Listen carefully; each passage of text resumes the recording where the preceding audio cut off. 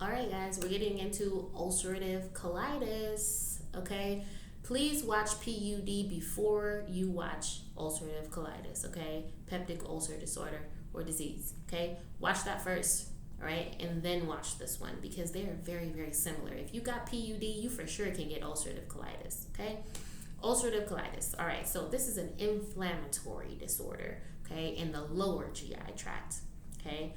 Um, this is a chronic disorder. It is episodic as well. Okay, people that are at risk, it has gone as low as 15 now. Okay, as low as 15 years old, and it can be slightly higher in females. All right, but so what is this? It's an inflammation and ulcerations that occur in the mucosal layer of the bowel wall. Okay, so just like we talked about ulcers in PUD, the same thing is happening, but in the lower GI. Okay, it starts in the rectum. It can affect all segments of the colon, but it starts in the rectum and moves towards the cecum. Okay, there may be some polyps as well present that become like inflamed.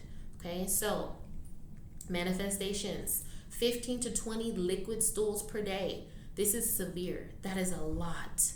All right, and then if they have liquid stools, what do you think their rectum is going to look like? But we will get there.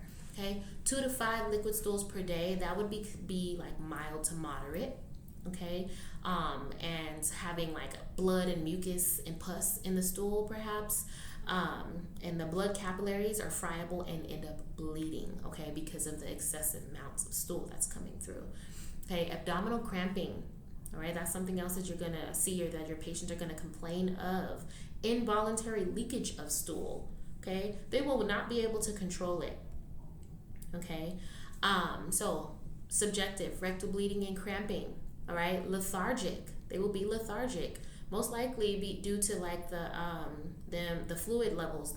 Their fluid levels will be depleted. They will be dehydrated because of the amounts of diarrhea, the amounts of diarrhea that is coming out and how excessive it is. Okay, frustration. Okay, they will be frustrated as well. Wouldn't you be frustrated if you couldn't hold your stool? I would. Okay, so your objective a part of your assessment: weight loss. Okay, weight loss, abdominal distension. All right, fever, tachycardia, leukocytosis. Okay, you want to observe the stool. What does it look like? The color, the consistency, the amount, right? Even the odor. Okay, even. Okay, medical management for ulcerative colitis: mesalamine. Okay, that is a non-sulfa drug. Okay, given by retention enema. So that is given via enema. Corticosteroids. All right, this is an inflammatory bowel disorder. Steroids can help fight that inflammation. Okay, and steroids will be given definitely for moderate to severe colitis. All right, antidiarrheals, loperamide, to help treat the cramping and the diarrhea.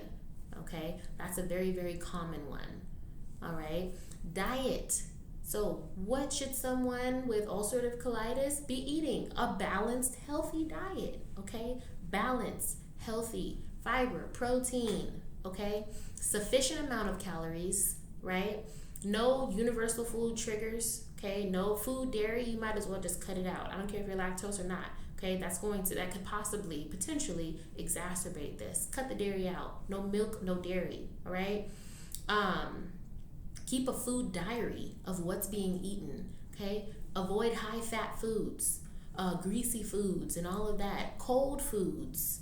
Okay, cold foods. And I'm sorry, I said fiber. You want to do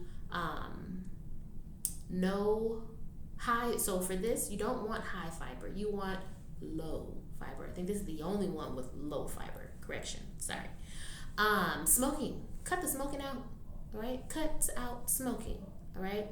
Parenteral nutrition or enteral feedings if necessary. Okay. It may get that bad. All right. Medical management, not just medications, but medical management. Stress. Okay. Are you seeing like stress is a common thing we want to manage with all of these GI disorders, right? Control stress. This can be aggravated by stress. Stress can make it worse. Okay. Surgery if necessary. If they're not responding to any of the other treatments and the lifestyle changes, surgery may have to become the option. Okay. A colon resection, all right, that also may have to be an option if they're not responding to any of the other treatments. Okay. Next, nursing intervention. So if they do have to have surgery pre-op, okay, prep the bowels before surgery, 2 to 3 days before. Bland to clear liquid diet, bowel prep if needed, okay, antibiotics, okay, antibiotics especially if there's some bacteria and stuff in there, or even prevention, okay, so they don't develop a bacterial infection after. And then stoma. So if they peristoma area integrity, okay, looking at the peristomal area, okay, you know what stomas are, okay, you know what stomas are. That may have to be another video. I'll create another video. But peristomal area integrity, okay, making sure there's no breakdown, making sure it's the right color, right? And patient teaching, okay, patient teaching. How will they care for this, right? We need to provide all of that to our patients, okay? That is ulcerative colitis. Hope that helped.